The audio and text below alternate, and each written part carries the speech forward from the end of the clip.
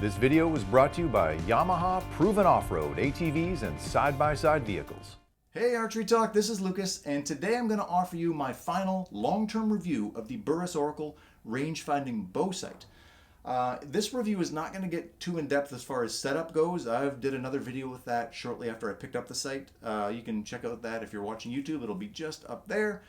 So please go ahead and have a look at that for yourself if you want to know how to set it up. I'm going to do this review in a new way, which I'm hopefully going to do in reviews going forward, where I'm just going to do positives and negatives, so pluses and minuses for each product, and we're going to start it out with the Burris Oracle right here. And I guess the first positive for me is it comes from a company like Burris. If you're in the archery world alone, you might not be familiar with Burris. This is their first archery product as far as I know.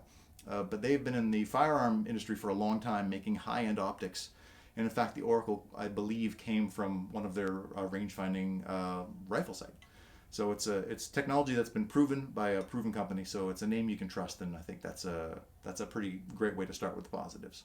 The next positive for me is the technology just works. It's rangefinding technology is very cool in a bow sight. This allows you to go at full draw and hit this little button. It's as simple as that to range an animal, and it'll give you the exact yardage. The pin will drop off. So if it's a 37-yard shot, you no longer have to pin gap between 30 and 40. It gives you a 37-yard pin. That's going to result in less wounded animals, I'm thinking, and maybe more ethical kills. And I think that's a great positive and a great way for the industry to progress. Another feature I like on this a lot is it's got two arrow profiles in here. So I've got two different arrow profiles saved right now. I've got one set up for 100 grain broadheads, and I've got one set up for 125 grain broadheads. And you could have it set up for whatever you like.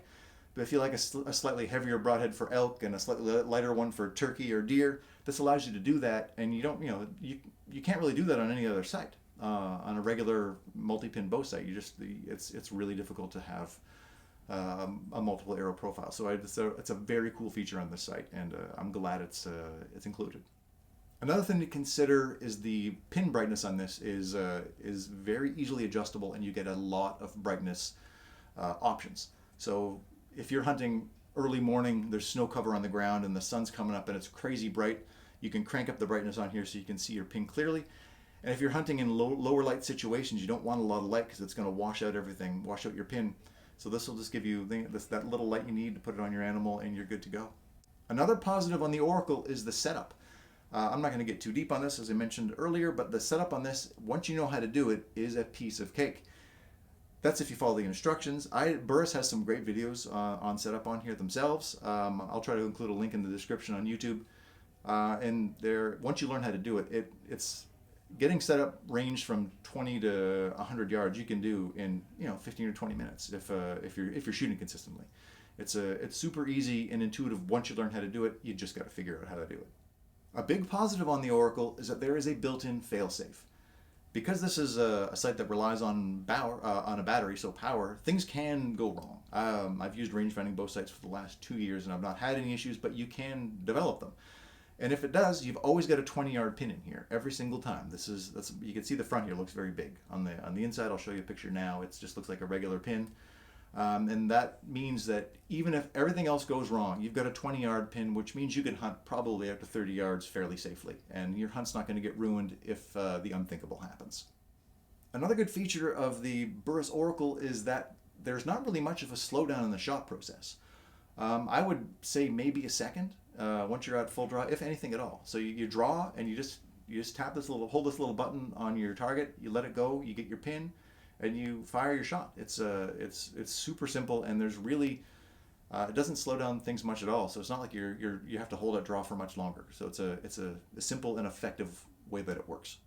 I think the final positive we'll talk about here today is that there's no glass in the scope housing at all, which means that if you're hunting somewhere where it's wet or snowy or you splash mud on your stuff, nothing's going to get cluttered up at all. So it's totally clear in there. You've just always got a clear sight picture outside of the little LED tree that's running down the middle. So yeah, you just don't have to worry about keeping the inside of the scope housing completely clean. Now that we're done with the positives, we'll look at the things that I marked as negatives. Keep in mind that these are just my opinions, so your mileage is going to vary. You might not think the things I think are negatives are. It's up to you. I'll share with you my opinions.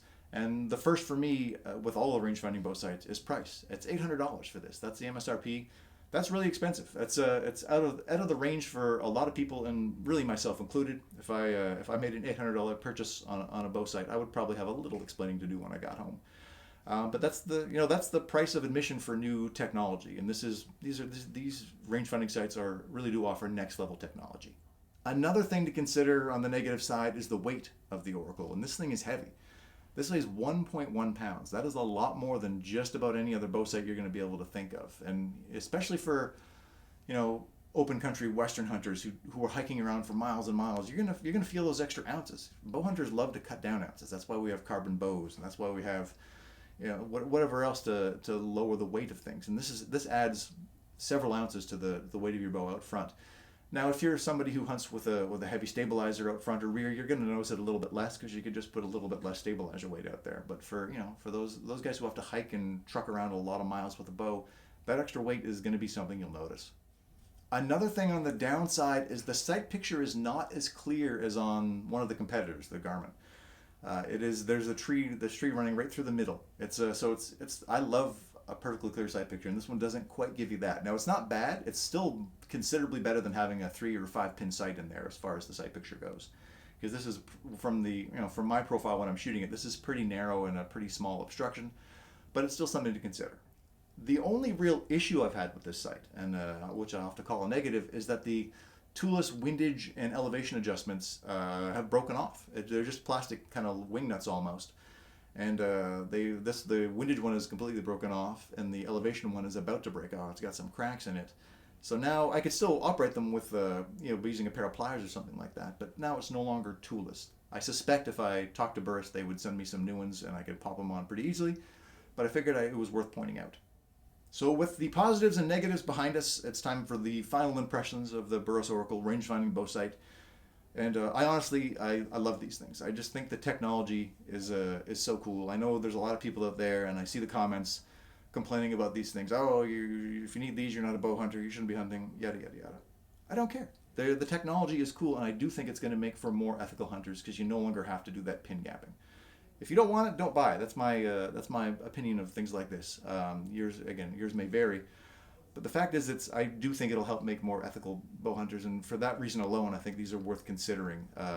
Just because, especially if you're shooting at longer ranges, you don't have to worry about pin gapping anymore, and that's a pretty cool thing. But again, the cost is going to be prohibitive for many, so that's you have to consider that yourself. But if this is in your if this is in your price range and it's something you're interested in, I think it's worth going to go check out. Visit burrisoptics.com for more information.